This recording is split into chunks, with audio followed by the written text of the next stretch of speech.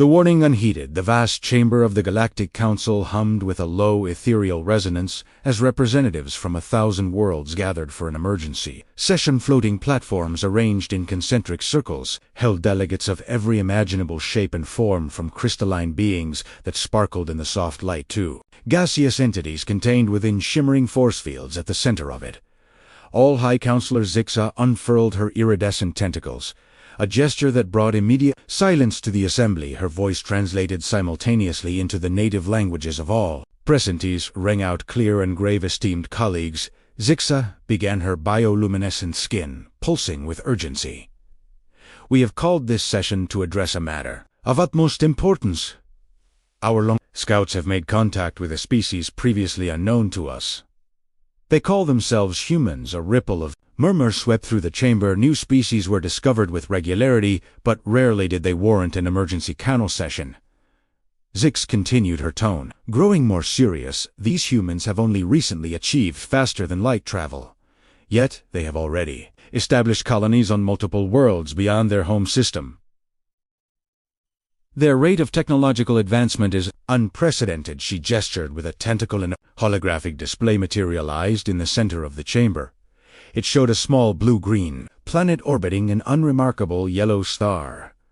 This is their home, world Earth. A mere 3 centuries ago, they were still burning fossil fuels and fighting among themselves with primitive projectile weapons. Now they have unified their planet, terraformed their neighboring worlds, and begun to explore the stars. The hologram shifted, showing scenes of human achievements, massive space age, thriving colonies on barren worlds transformed into gardens, and sleek starships pushing the boundaries of gnome space. But it is not just their technological prowess that concerns us. Zixa said, her voice lowering. It is their nature. Humans are adaptable, resilient in ways we have never encountered before. The hologram changed again, this time showing humans in various situations, surviving in harsh environments, improvising solutions to complex problems, and displaying both great acts of kindness and terrible acts of violence. They are capable of both remarkable compassion and unthinkable cruelty. Their history is a tapestry of brilliant achievements and horrific atrocities they create and destroy with equal passion. A delegate from the Silicon Consciousness, a race of sentient eyes, spoke up. High Counselor, surely you are not suggesting that this young species poses a threat to the established order of the galaxy? Zix's skin flashed a pattern that translated to thoughtful concern. Not a threat necessarily, but a force that could reshape the galaxy in ways we cannot predict, which is why we have summoned you all here today. She paused, letting her words sink in before continuing. We propose that all spacefaring civilizations be warned about human I-2, advised to approach with caution to avoid conflict, and to report any significant interactions to the Council immediately. The chamber erupted in discussion. Some delegates voiced support for the proposal, while others argued that it was an overreaction. The debate raged for hours, with Zixa moderating and providing additional data as needed. As the session was nearing its end, a commotion at the entrance to the chamber drew everyone's attention. A new delegate pushed through the crowd, its exoskeleton gleaming with an almost metallic sheen. It was Khazar, representative of the Zarkoniano from the galaxy's outer rim. Apologies for my tardiness, High Counselor. Khazar said, mandibles clicking in what passed for Eronian smile. Our empire's borders are expanding quickly, and there was much to attend to before I could join you. Zixa acknowledged the newcomer with a polite gesture. Welcome, Delegate Kaiser. We were just concluding our discussion on the human species. Perhaps you would like to share the Zarayan perspective. Kerr's compound eyes gleamed with interest. Human's eye. Yes, we have heard whispers of this new race. Tell me, High Counselor, why does the mighty Galactic Council tremble at the thought of these primitives?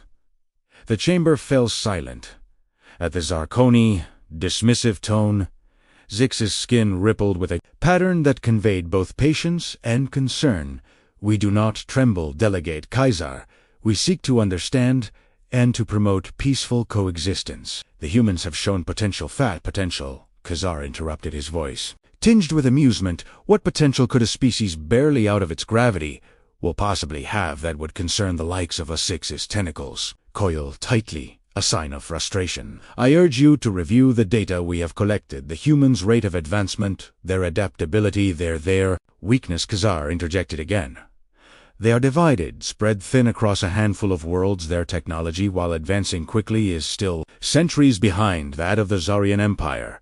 We have been expanding our reach across the stars, while they were still learning to harness the atom. The Zarian turned to address the entire assembly. Esteemed colleagues, while I respect the Council's caution, I believe it is misplaced. These humans are no threat to us. In fact, they may prove to be a valuable addition to our empire. A collective gasp echoed through the chamber. Zix's skin flashed a warning red. Delegate Kaiser, surely you are not suggesting I am merely pointing out the obvious. High Counselor, Kaiser said smoothly.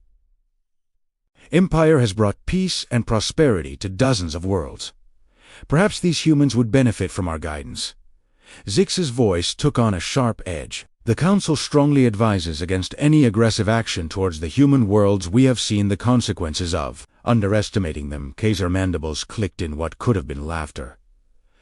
Your concern is noted, High Counselor, but the Empire will chart its own course, as it always has. With that, the Zarian delegate turned and strode out of the chamber, leaving a wake of uneasy murmurs behind him.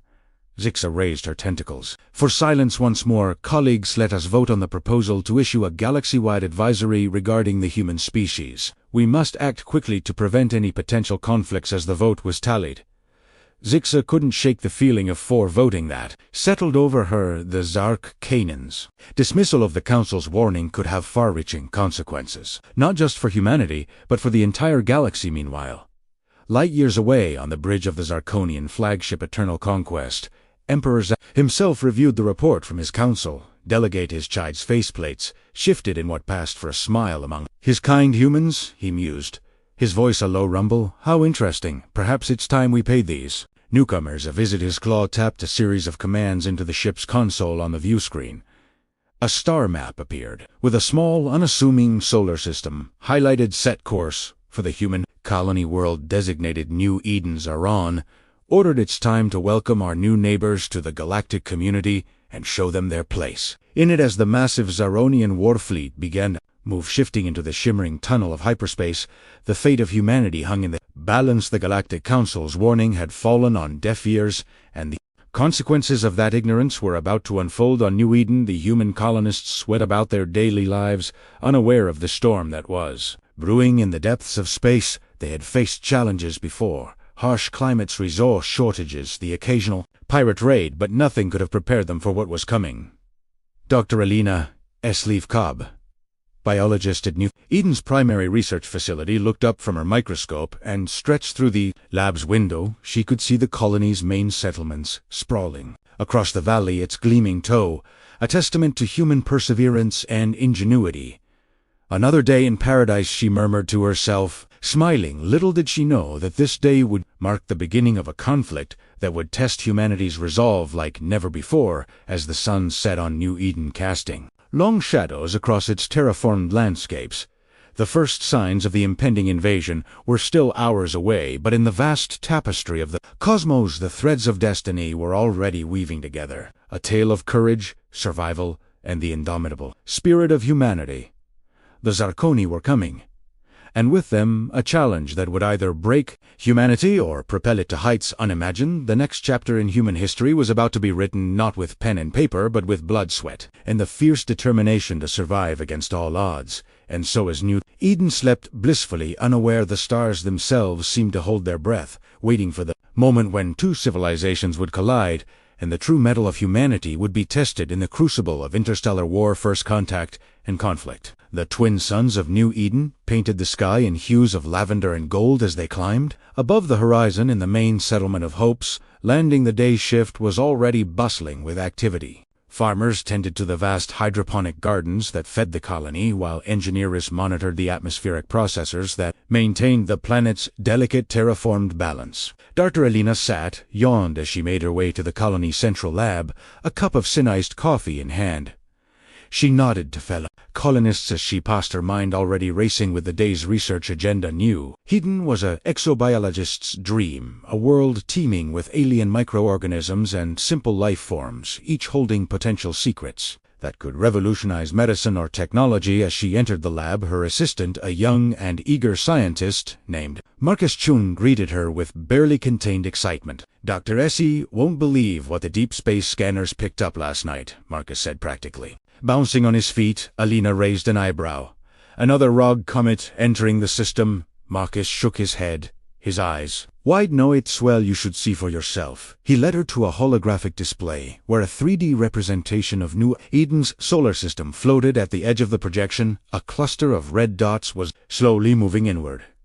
"At first we thought it was a glitch," Marcus explained, "but we've confirmed it with 3 separate scans. It's a fleet, Dr. Sado, the big one, and it's not answering any of our hails." Alina felt a chill run down. Her spine. New Eden was a peaceful colony with only a small defense force meant to deter pirates and handle the occasional natural disaster. Whatever was coming their way was far beyond anything they had prepared for. "Notified the governor?" she asked, her voice steady despite the growing cane of fear in her stomach. Marcus nodded. "Yes, Governor Reyes called an emergency council meeting. It's starting in 10 minutes. Alina took a deep breath. "All right, let's go. We need to be there for this." As they hurried to the colonial administration building, the streets of Hope's Landing remained calm. Most colonists were unaware of the approaching danger, going about their daily routines with the confidence of those who had tamed an alien world in the council chambers. Governor Isabella Riza Stern, woman with graying hair and eyes that had seen their share of hardships, stood before the assembled colonial leadership. Her face was grim as she addressed the room. "Ladies and gentlemen, I'll cut to the chase. We have an unidentified fleet approaching New Eden. They're not responding to communications, and their numbers far exceed anything we've encountered before." A murmur of concern rippled through the assembled officials. Captain Jared Wallace, head of New Eden's modest defense force, spoke up. "Governor, with all due respect, we're not equipped to handle an invasion. Our defenses were designed to repel pirates, not an arm." Meta Governor Rice nodded solemnly. "I'm aware, Captain. That's why I've already sent a priority distress call to Earth. But given the distance, even if they dispatch a fleet immediately, it would take weeks for help to arrive." The room fell silent as the gravity of the situation sank in. They were on their own. Dr. Sedo cleared her throat. "Governor, if I may, we should consider evacuation plans. There are cave systems in the northern mountains that could shelter a significant portion of the population." "Good thinking," Dr. Rice said. "Captain Wallace, I want you to coordinate with Dr. S. on setting up those shelters.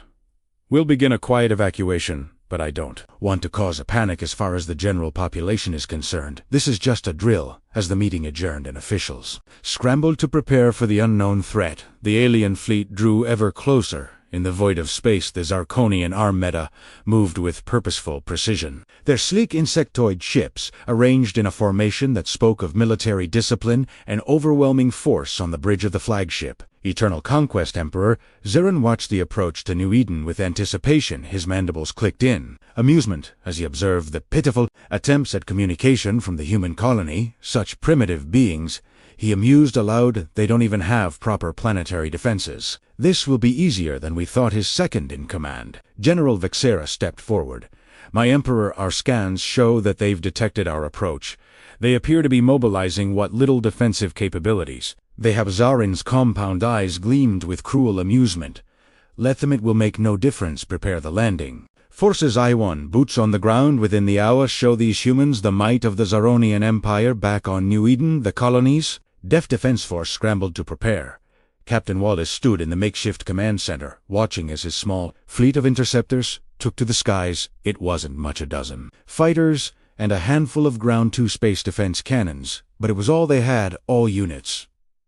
Captain Wallace, he broadcast to his forces, "I won't lie to you, we're outnumbered and outgunned, but this is our home. These are our families. We hold the line here, no matter the cost for New Eden." A chorus of determined responses came back over the com. These weren't hardened soldiers, but colonists who had taken up arms to protect their new home. Farmers, engineers, scientists, all now standing as the last line of defense against an alien invasion. As the Zarkoniano spear, the sky lit up with weapons fire. New Eden's interceptors engaged the alien fighters, weaving and dodging in desperate aerial combat on the ground.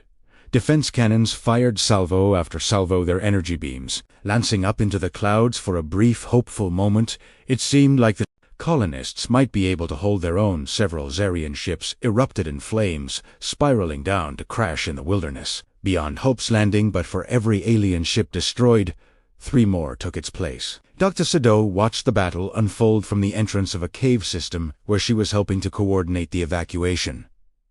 Fam streamed past her carrying what few possessions they could grab. Children, cried parents, tried to comfort them all under the thunderous soundtrack of battle. How bad is it? Marcus asked, joining her at the cave entrance. Delina's face was grim. Our defenses are barely slowing them down. We need to get everyone we can. Into the caves, a deepening explosion rocked the ground, and they looked up to see one of the colony's main atmospheric processors. Engulfed in flames, the loss of even one processor could destabilize the entire terraforming system, potentially making the planet's atmosphere unbreathable in a matter of days.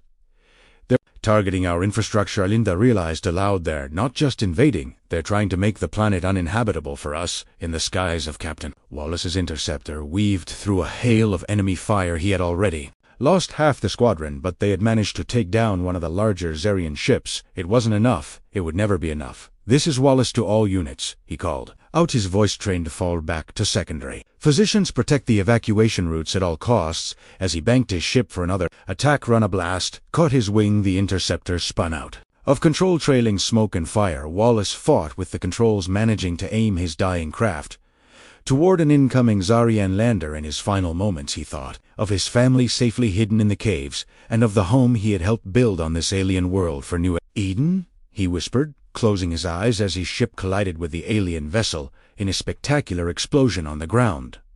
The colonial militia fought a desperate holding action. Men and women who had never seen combat found themselves facing an alien enemy with superior technology and numbers.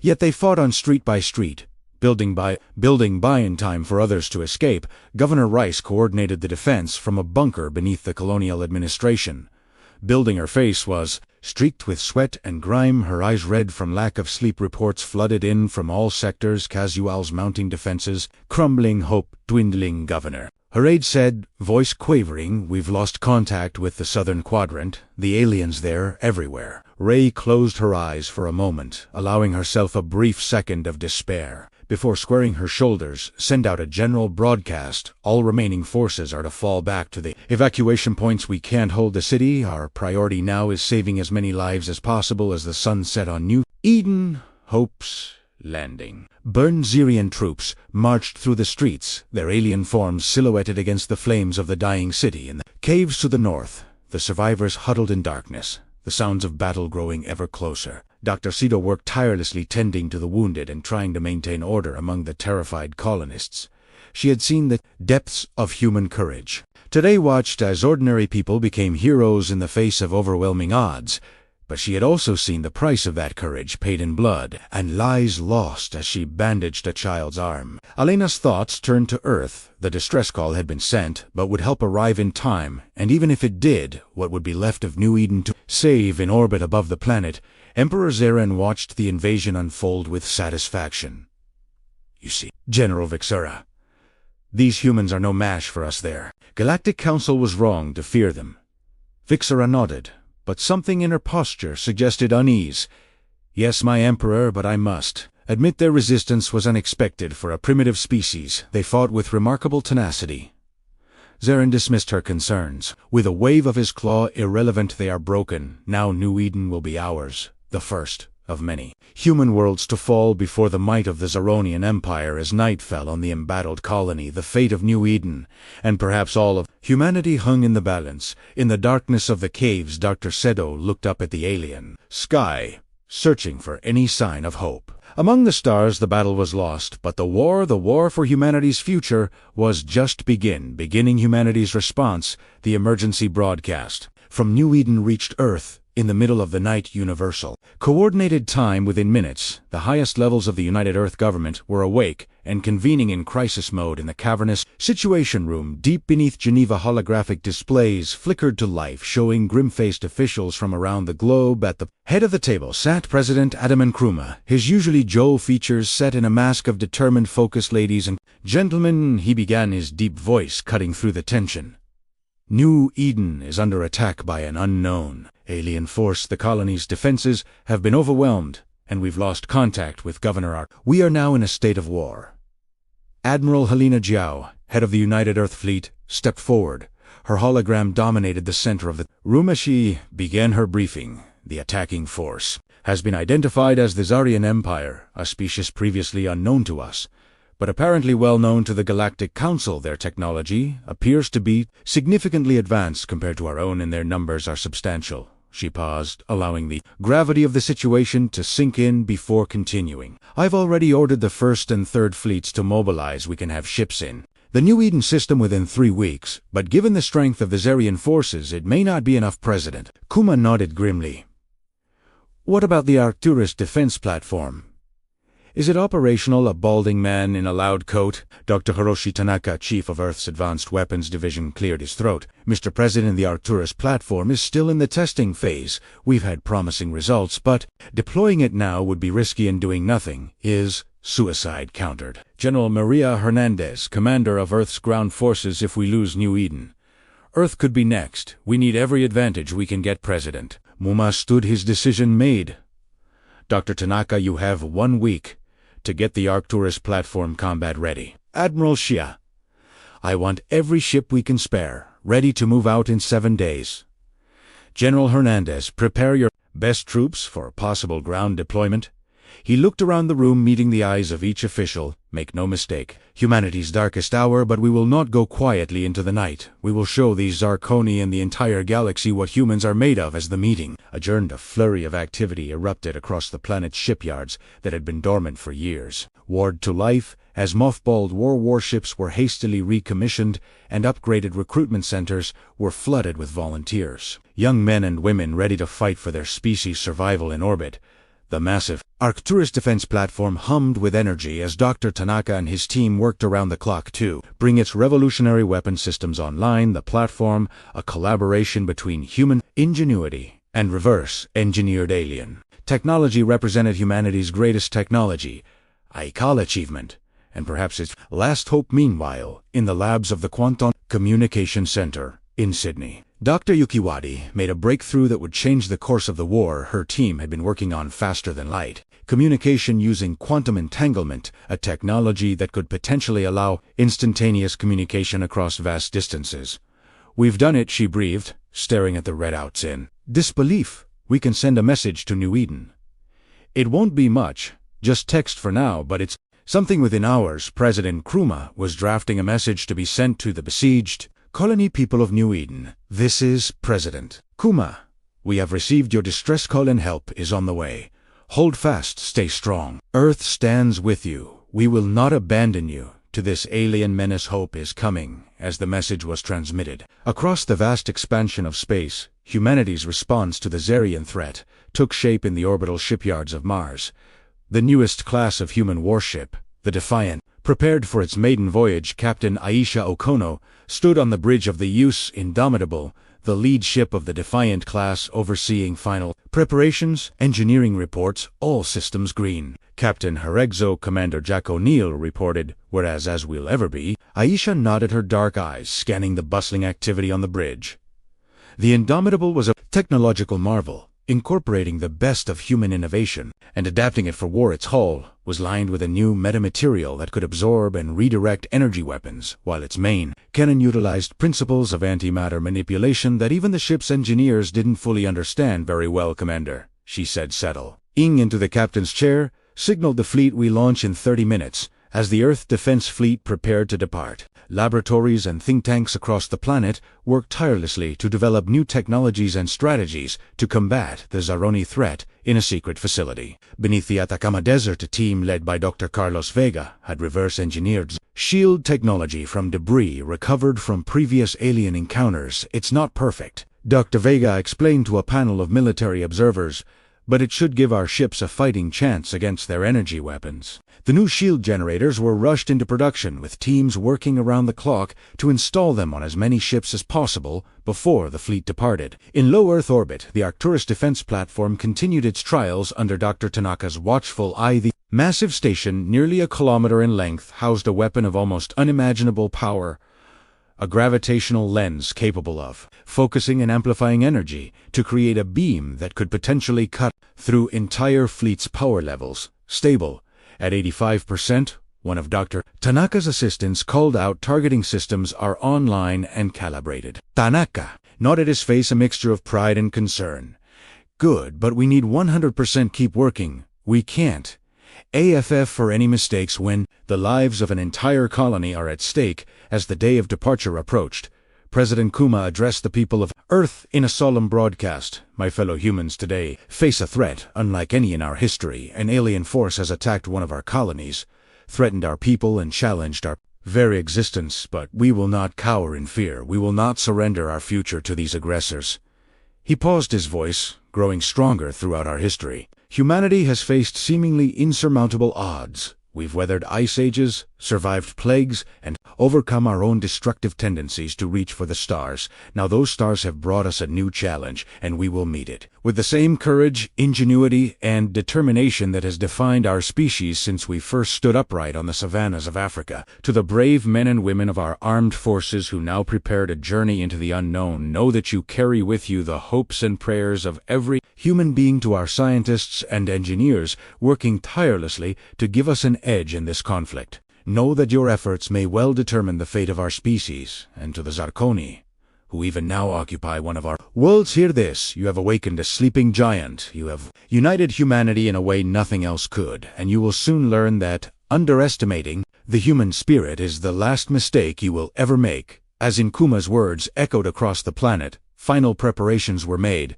The Earth Defense Fleet armada of over 200 ships led by the USC's Indomitable made final checks and prepared to depart on the Arcturus platform. Dr. Tanaka and his team worked feverishly to bring the main weapon to full power in the quantum communications lab. Dr. Watno and her team maintained a constant vigil, hoping for any response from New Eden. Days had passed since the initial distress call, and the silence was deafening. Then, just hours before the fleet was set to depart, a message came through. It was brief, garbled, but unmistakably human. Earthira Zark, Kunans, 2 strong colonies. Fallen survivors. Northern Caves, please hurry. The message was immediately relayed to President Kruma and Admiral Jiao. There was no time to lose. All ships. This is Admiral Jiao. Her voice rang out across the fleet. We have confirmation that there are still survivors. On New Eden, every second counts. Prepare for immediate departure on the bridge of the Captain Okono took a deep breath. Helm set course for New Eden. Maximum speed as the massive engines of the Earth fleet roared to life. Humanity's response to the Zarian invasion began in earnest. The ships accelerated rapidly, pushing the boundaries of human technology as they raced to save their beggar colony. In the medical bay of the indomitable Dr. Hasten, the fleet's chief medical officer, oversaw the final preparations of the secret weapon, a biological agent designed to target Sarkanian physiology. It was a desperate measure, one that skirted the edges of interstellar law, but in a fight for survival, every option was on the table. This is our insurance policy, Dr. Hassan explained to Captain Okono in a private briefing. If conventional weapons failed, this might be our last resort. Nodded grimly. Lytton, hope it doesn't come to that, Doctor, but keep it ready just in case. As the Earth fleet disappeared into the depths of space, leaving their home planet behind, the hopes of humanity went with them. On Earth, in the colonies, and in the caves of New Eden, people looked to the stars and prayed for deliverance. The Zaroni had started this war, confident in their superiority, but they were about to learn a harsh lesson, one that countless others throughout history had learned before them. Humanity, when pushed to the brink, was capable of extraordinary things. The sleeping giant had awakened, and the galaxy would never be the same. The turning point, the cavernous expanse of the northern caves on New Eden, echoed with the hushed whispers and muffled sobs of the survivors. Dr. Elena Stowe moved among them, offering what little comfort she could. It had been weeks since the initial Zaran invasion, and hope was wearing thin Dr. S. Marcus' chin. Approach's once eager face, now gaunt with exhaustion. We're running low on medical supplies, and the air recyclers are starting to fail. Elena nodded grimly. The caves have protected them from the Zaroni, but they were never meant to sustain this many people for so long. We'll have to send out another scavenging party. It's risky, but we don't have a choice. As they discussed plans for the dangerous mission, a commotion near the cave entrance caught their attention. A group of scouts rushed in their faces, a mixture of fear and excitement. "Dr. S., you need to see this." One of them, called out Bina, followed them to the mouth of the cave, where a makeshift observation post had been set up. She peered through the camouflage viewing slot and her heart leaked into her throat. The night sky above New Eden was alive with fire streaks of light crisscrossed the darkness, accompanied by distant booms that shook the ground. It could only mean one thing: a space battle was raging in orbit Earth. Alinda breathed, hardly daring to hope they came. Meanwhile, in the space above New Eden, the Earth Defense Fleet engaged the Zarkonian Armada. In a furious battle, the USI Indomitable led the charge, its experimental weapons tearing through the alien ship's defenses on the bridge. Captain Aisha Okono barked orders as the ship rocked from enemy fire. "Concentrate fire on their flagship. We need to take out their command and control commander." O'Neill's voice cut through the chaos. "Captain, we are detecting energy buildups in several Zarin ships. They're preparing to fire their main weapons." Asia's mind raced. The new shields were holding, but they hadn't been tested against the aliens' most powerful weapons. She made a split-second decision. "All ships. This is Captain Okono. Execute maneuver Omega-3." Now the Earth fleet moved in perfect synchronization, adopting a complex three-dimensional formation that scattered their ships in a seemingly random pattern. Moments later, the sky lit up as the Zarian weapons fired their energy beams, lancing through space and mostly missing their targets. "It worked," Oil exclaimed. "Their targeting systems couldn't predict our movement pattern." Asia allowed herself a small smile. The countless hours spent in simulations developing unpredictable battle strategies were paying off. "Press the advantage. All ships concentrate fire on the enemy's port flank." As the space battle raged, the situation on the ground was equally intense.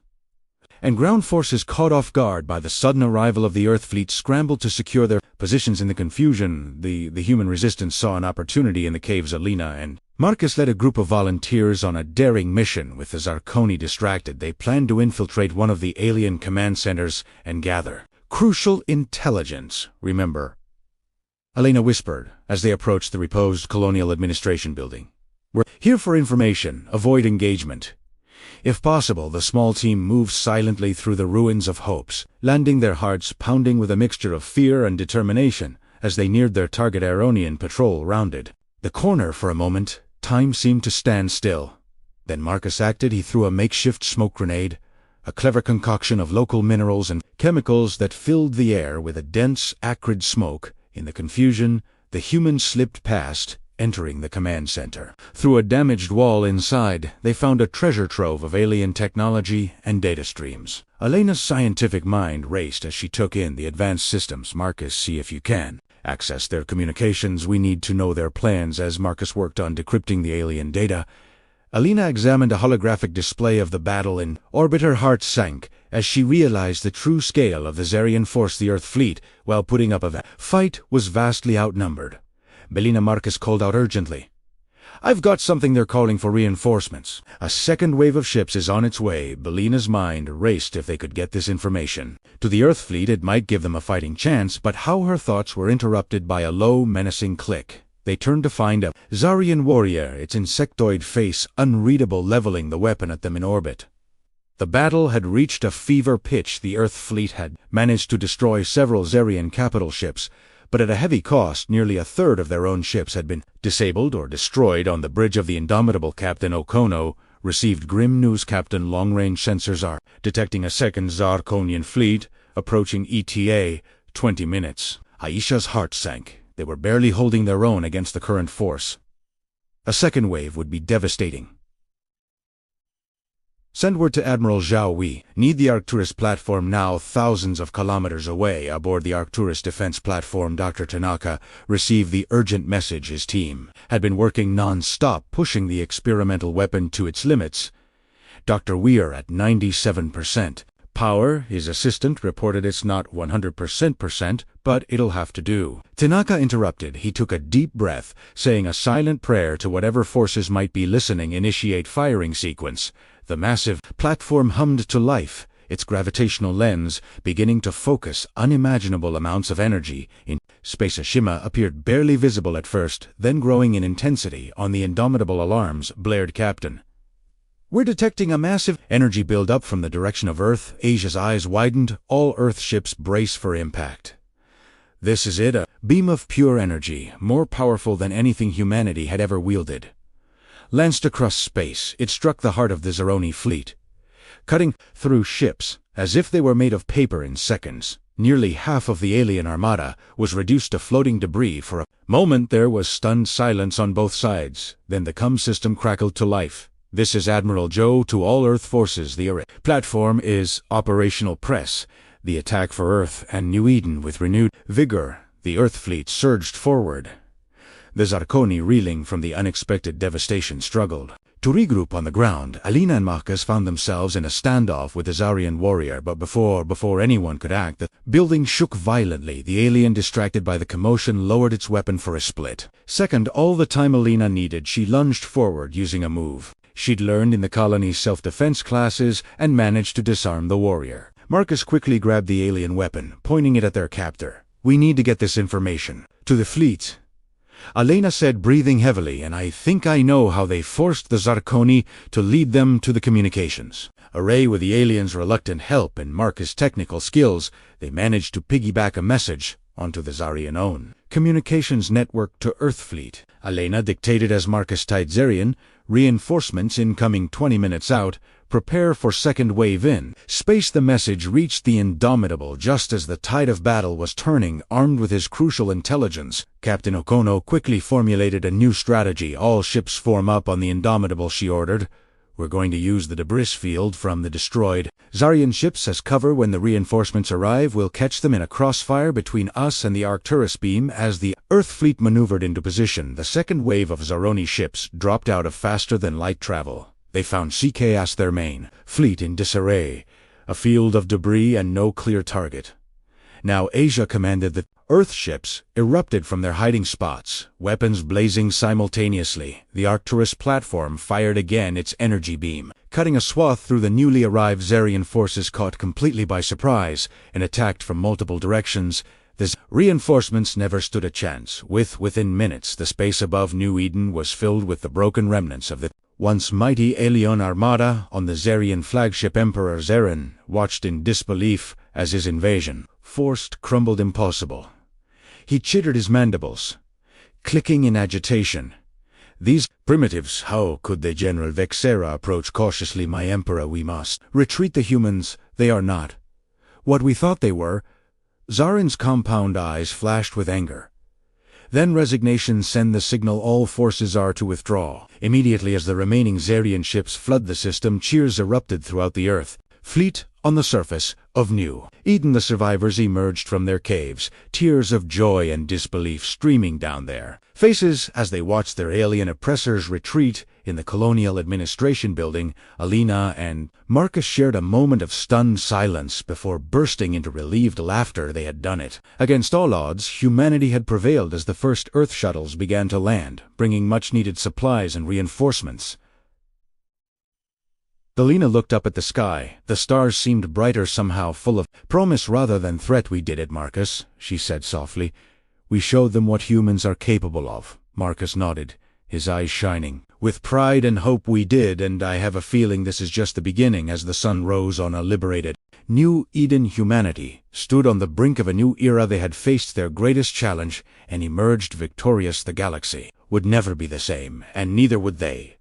The human spirit, tested in the crucible of interstellar war, had proven itself to be the most powerful force in the universe. Consequences and reflection. The weeks following the Battle of New Eden were a whirlwind of activity as Earth ships secured the system and began the process of rebuilding. The full impact of humanity's victory began to ripple across the galaxy. On the newly liberated surface of New Eden, Dr. Alina stood amidst the ruins of Hope's Landing, surveying the damage. The once pristine colony was now a patchwork of destruction and resilience. Burned-out buildings stood next to hastily erected prefix structures, testament to both the devastation wrought by the Zarian and the indomitable human spirit. "Dr. Sido," a voice called out. She turned to see Marcus Chun jogging towards her, his face alight with excitement. "You need to see this." He led her to a makeshift command center, where a group of Earth officials and New Eden survivors had gathered around a holographic display. At the center of the image was a familiar face, President Kruma, people of Earth, and New Eden. The President began, his voice filled with pride and solidity. Today, I address not just humanity, but the entire galaxy. Our victory against the Zarian Empire has sent shockwaves through the interstellar community. He paused, allowing his words to sink in. The Galactic Council has officially recognized humanity's right to self-defense and has condemned the Zarian aggression. Moreover, they have invited Earth to take a seat on the Council itself. A murmur of excitement rippled through the crowd. Alina felt a swell of emotion in her chest. After all they had endured, humanity was finally being recognized as a force to be reckoned with. In the galaxy, President Kuma continued, but with this recognition comes great responsibility. We have proven ourselves in battle, yes, but now we must prove ourselves in peace. The path ahead is not an easy one, but I have faith that humanity will rise to the challenge. As the transmission ended, the room erupted in cheers and applause. Lena turned to Marcus, glimmering in her eyes. We did it, she said. Softly, we really did it. Marcus nodded, his own eyes shining. And now the real work begins. In the days that followed, New Eden became a symbol of human resilience and ingenuity. Teams of engineers and scientists from Earth worked alongside the colonists to not only rebuild what was lost, but to improve upon it. The knowledge gained from studying Zarkoni technology accelerated human advancement by decades. Captain Aisha Okono, now hailed as a hero of the battle, oversaw the establishment of a permanent Earth defense force in the system. As she watched a new orbital station take shape, a mix of human and reverse-engineered alien technology, she reflected on how much had changed in such a short time. Quite a view, isn't it, Captain Admiral? Joe said, joining her at the viewport. Aisha nodded. It's hard to believe how close we came to losing it all, and yet here we stand, Zhao replied. You know, the Zarian have sued for peace. Their empire is in chaos. Seems our victory inspired a few rebellions among their subject worlds. Aisha raised an eyebrow. Are we considering their offer? Zhao's expression turned serious. We're considering all options, which is why I'm here. Earth needs diplomats as much as it needs soldiers. Now, how would you feel about an ambassadorial role? Meanwhile, back on Earth's, Dr. Hiroshi Tanaka stood before a panel of international leaders, presenting his findings on the Arcturus platform, the gravitational lens. Technology has applications far beyond weaponry, he explained. Gesturing to a series of complex diagrams, we could use it to terraform planets more efficiently, to power entire cities, even to propulse ships at speeds we've only dreamed of. One of the leaders leaned forward. And what of the ethical implications, Dr. Tanaka? We've created a weapon of unprecedented power. How do we ensure it's never misused? Tanaka nodded gravely. That, honorable leaders, is perhaps the greatest challenge we face. We must ensure that our advancement in technology is matched by our advancement in wisdom. As humanity grappled with its new role in the galactic community, the Zarkoni Empire faced a reckoning of its own in the Imperial Palace. On their homeworld, Emperor Zarin faced a council of his most powerful nobles, many of whom were calling for his abdication. You have led us to ruin. One of the nobles chittered angrily. Our fleets decimated our subject worlds in rebellion, and for what a single human. Colony Zarin's mandibles clicked in agitation. We underestimated them, yes, but we can learn from this defeat. We can. Enough. Another noble interrupted. The time for your leadership has passed. We will sue for peace with the humans and the Galactic Council. Perhaps then we can salvage what remains of our empire. As the Zarkoni Empire descended into internal strife, the Galactic Council convened an emergency session. Representatives from hundreds of worlds gathered to discuss the implications of humanity's sudden rise to prominence. High Counselor Zaina addressed the assembly, her bioluminescent skin pulsing with a mix of emotions. Esteemed colleagues, we stand at a crossroads. The humans have demonstrated both terrifying potential for destruction and inspiring capacity for unity and innovation. How we proceed from here will shape the future of our galaxy. And heated, some council members argued for limiting human expansion, fearing they might become a new threat to galactic stability. Others advocated for embracing humanity, seeing in them a potential ally against future aggressors. In the end, a compromise was reached. Humanity would be granted a probationary seat on the council, with full membership to be decided after a period of observation and cooperation. Back on New Eden, life was slowly returning to Normal, or rather a new normal, the colony had been forever changed by the invasion and the subsequent leap forward in technology and galactic standing. Dr. Alina Stowe found herself at the forefront of this new era. Her experiences during the invasion and her role in the resistance had made her a natural choice to lead New Xena Cultural Exchange Program as she prepared for the arrival of the first official alien delegation to New Eden. A group of curious Zen scientists eager to study human resilience. Alina reflected on how far they had come. Nervous Marcus asked, joining her in the newly rebuilt welcome center. Alina smiled a little. It's one thing to fight for our place in the galaxy, it's another to actually live up to it. Marcus nodded. True, but if there's one thing I've learned, it's to never underestimate humanity's ability to adapt and thrive.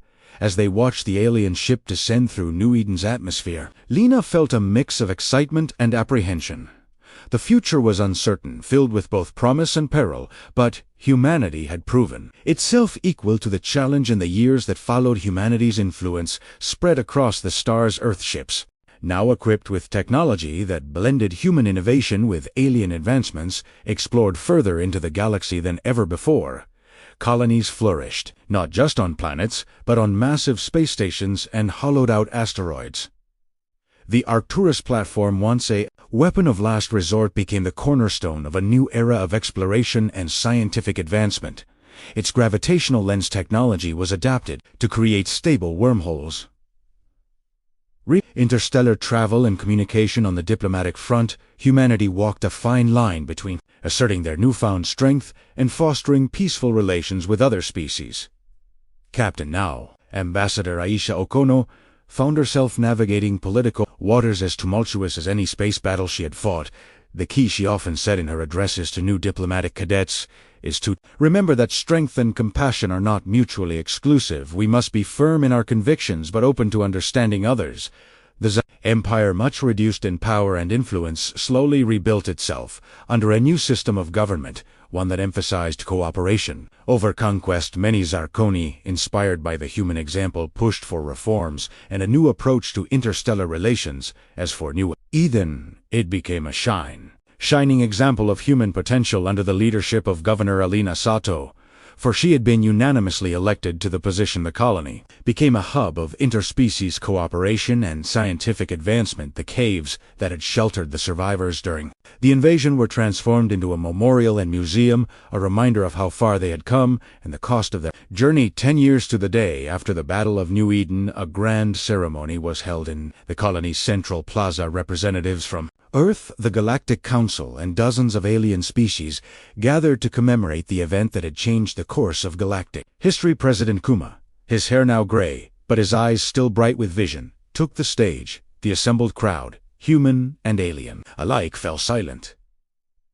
A decade ago, he began, his voice carrying across the plaza, we faced extinction. We were a young, untested species thrust into a conflict beyond our imagining, but we did not falter. We did not surrender. Instead, we showed the galaxy the true strength of the human spirit. He paused. Looking out over the diverse crowd today, we stand not as conquerors but as partners, not as a species apart but as integral members of a vast cosmic community. We have learned much, and we have much yet to learn, but we face the future not with fear but with hope and determination. As Mama's words rang out, Alina felt a sense of profound gratitude and awe. She thought of all they had endured, all they had achieved, and all that lay ahead. The galaxy was vast and full of wonders, and humanity was ready to embrace its role in shaping the future. The ceremony concluded with a spectacular display of lights in the night sky, a joint effort of human and alien artists, painting the cosmos with beams of color and light. As Alina watched, her hand found their fingers intertwining. What do you think the next 10 years will bring? Marcus asked, his voice hushed with wonder. Alina smiled, her eyes fixed on the dazzling galactic canvas above. I don't know, she replied, but I can't wait to find out. As the lights danced overhead, a symbol of unity and hope, humanity stood on the threshold of a new age. They had faced their trial by fire and emerged stronger, wiser, and ready to take their place among the stars. The future was bright, filled with endless possibilities, and humanity was ready to write the next chapter in their cosmic adventure. The galaxy would never be the same, and neither would they, and that, perhaps, was the greatest victory of all.